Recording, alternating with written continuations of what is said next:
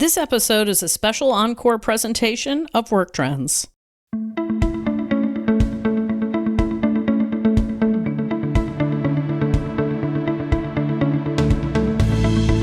Welcome to the Work Trends podcast from Talent Culture. I'm your host, Megan M. Biro.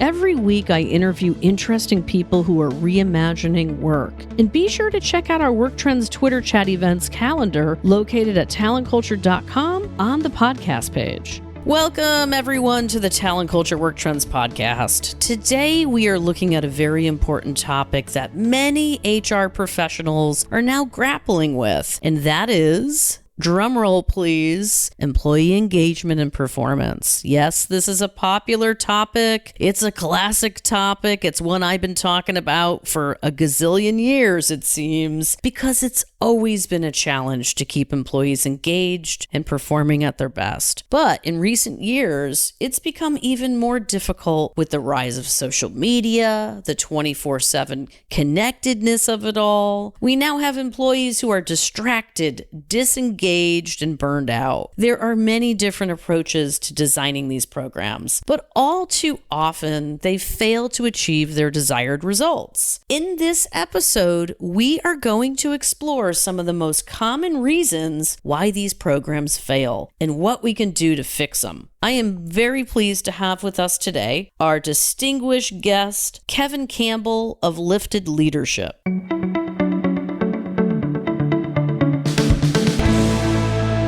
Kevin has spent the last decade of his career building leaders at every level and creating scores of engaged, high-performing, strengths-based teams. He has driven talent strategy, employee engagement, performance management, and leadership development initiatives for clients in the professional services, medical device, banking, hospitality, yes, there's more, consumer products, tech, healthcare, and life sciences industries. He also served as a principal investigator and researcher for social science programs funded by the U.S. federal government. Prior to founding Lifted Leadership, Kevin served as a lead people scientist for Culture Amp, where he helped organizations like Airbnb, Palo Alto Networks, and ServiceNow in optimize their performance management and employee engagement initiatives. Kevin also served as workplace consultant and executive strengths coach for Deloitte Human Capital and the Gallup organization, helping coach leaders across the world's biggest companies. Hey, Kevin, happy to have you here. Happy to be here. Wow, that was a mouthful. Wow, indeed.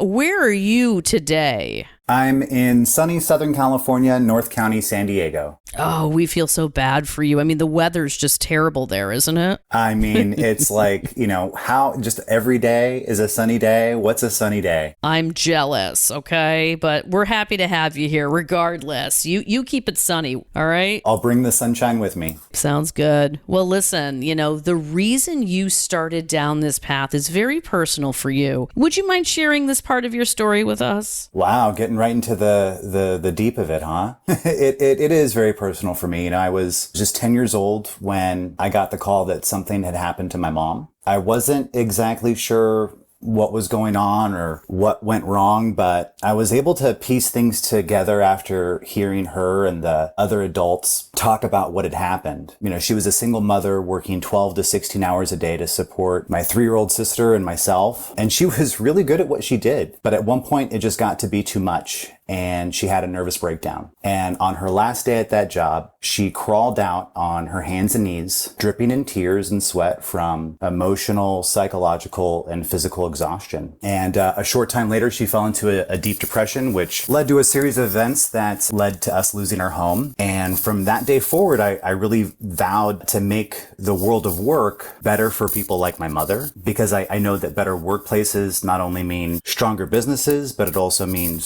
stronger families, healthier children, and stronger neighborhoods.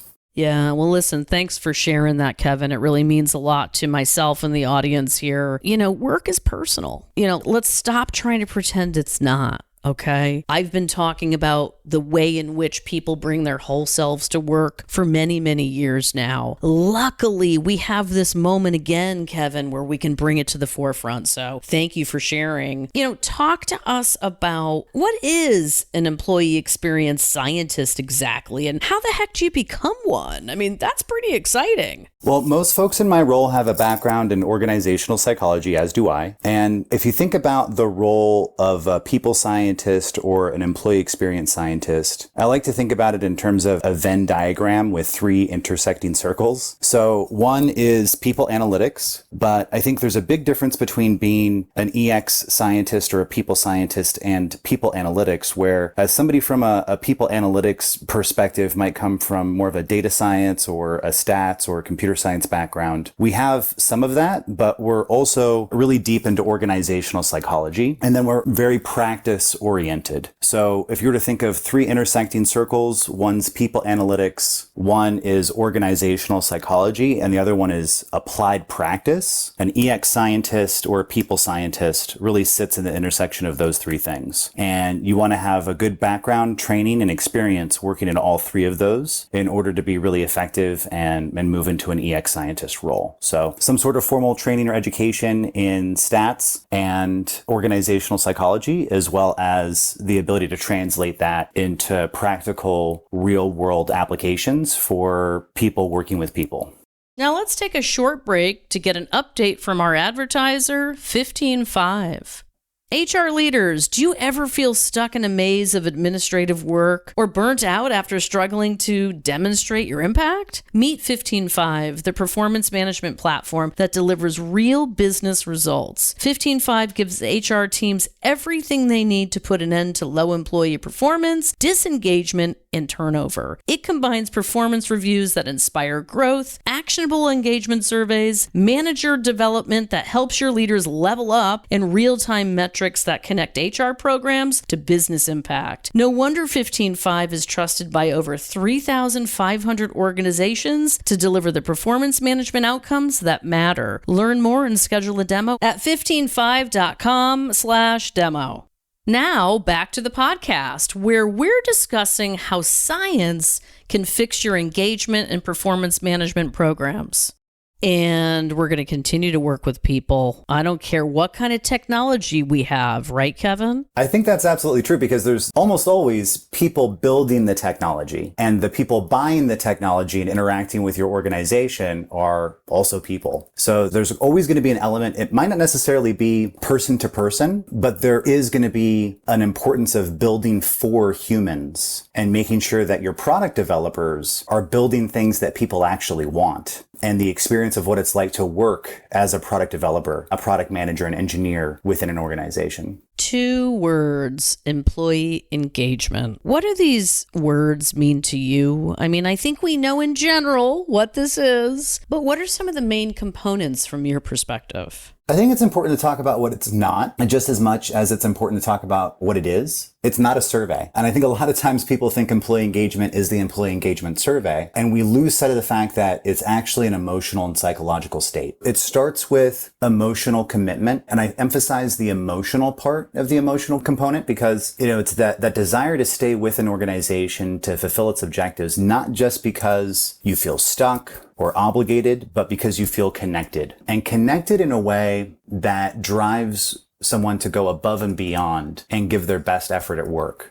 Someone who's not even part of the custodial or maintenance staff might actually do things like pick up trash or keep the workplace clean on top of their regular duties, not because they're forced to, but because they want to. And then lastly, it's that psychological connection, the degree to which someone's willing to recommend their friends and family and others to work at the organization, whether they're writing glowing reviews about the organization on Glassdoor and Indeed. And sometimes we lose sight of this emotional psychological component, and we conflate it with things like the employee engagement surveys, whether those be quarterly or yearly. We tend to think about the measurement tool as being the thing that we're measuring, but that's not the case. It's actually a psychological state that we're after. The tool is just an instrument to be able to measure that. What is a strengths-based development approach? Yeah, it really flips personal development and leadership development on its head. in a number of different ways. The traditional approach to developing people begins with doing some sort of an assessment between where you'd like them to be and where they currently are, finding those gaps in development, and then bringing them back up to baseline in order to close those gaps. And I think that's absolutely essential and important, but it makes a couple of different assumptions about human nature and success that I don't think the data really suggests is accurate. So, it assumes that the best people in a role all look, act, and behave in exactly the same way. When in my personal experience, I've known people who have been successful leaders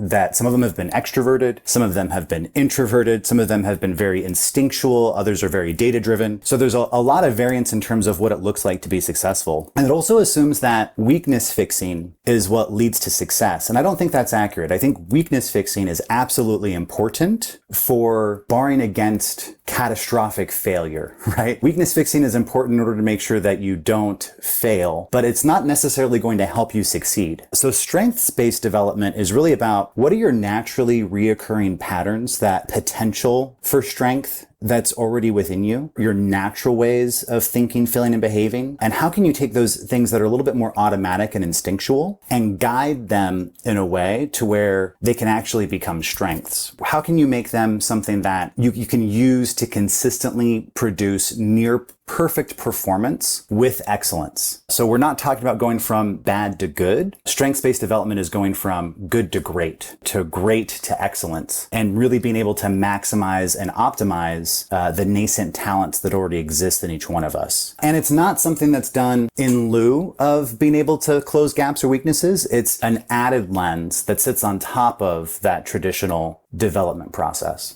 What are some of the ways that organizations approach engagement and this whole idea of standardization? Standard results, for example. What's that about? Yeah, I think there's a lot of ways that the standard approach can fall short of what people are really looking to accomplish, but they all make sense. It all makes sense on the surface, right? So a lot of organizations will initiate an employee engagement program that's usually led by HR. It has the survey at the center of it, and the purpose is to measure employee engagement, and then usually starts with leaders taking action on company-wide initiatives and process changes. And the point of it is really to gather feedback from employees for the purposes of understanding how employees feel. But unfortunately, when all of the action taking and the whole impetus begins with HR, it begins to be seen as an HR thing. Where HR might be the facilitator, the coach, and the orchestrator, this is a business thing. And when the survey becomes the focal point of the program, rather than a tool to measure employee engagement, people start to stray away from actually taking action. And organization-wide actions are absolutely important, but they can take 6 to 12 months to really pick up steam. And 6 to 12 months to take action on a seemingly simple survey doesn't resonate with people. And that leads to a lack of credibility and ultimately lowers engagement, the very thing that it was built to bolster. Well, and on that note, what are right now the biggest challenges facing employee engagement and performance programs this year? What's happening there? And most importantly, how can we improve this? What are some of the tactics? Well, I think that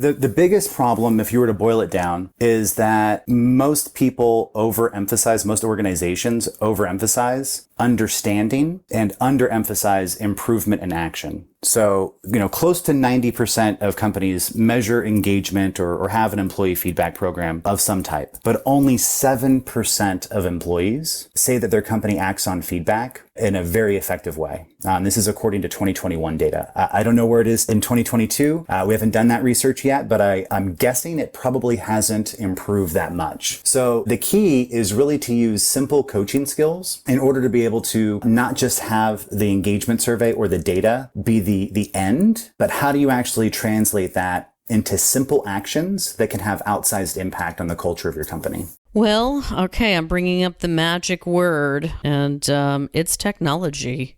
Talk to us about your point of view on how technology is going to play a role in employee engagement and performance programs going forward. Like, what does this all mean? What's next? Technology is necessary, but it's not sufficient. So the technology is table stakes. And I'm saying this as a person who works as an employee experience scientist for a tech firm, right? But it's an enabler. It's the thing that you have to have in place in order to make all the other pieces happen. So can you field and close and act on a survey and track those actions within a couple of weeks? If you can't do that, then you don't even have a ticket to the game. So that's the beginning component of, do you have the ability to listen and have channels of feedback that exist outside of the regular cadence of a pulse survey or an annual engagement survey, right? Like you and I are having a conversation, but I might be able to ask you a question or propose a topic and vice versa. But when we think about the conversation that employees have with their HR teams or with the organizational leadership, a lot of times it's only driven by the leadership. But what channels do you have for that always on listening, for that passive data collection? Different ways of being able to get a feel for how engaged employees are on a day in and day out basis, rather than just through these formal mechanisms that happen on a regular cadence. Love it. I have to say, I've learned so much from just spending a little bit of time with you today. I feel like we could do another one of these and have much more to talk about. But I have to say, thank you so much for stopping by and sharing your sage with us. Absolutely. My pleasure. Thanks for joining us today, and I hope you enjoyed today's conversation as much as I did. You can hear all of our Work Trends podcasts on Spotify and Apple Podcasts and beyond. And be sure to subscribe so you can listen on the go and stay up to date on all the latest news you need. Catch up with you next time, and I hope today's information made you wiser, happier, and more informed.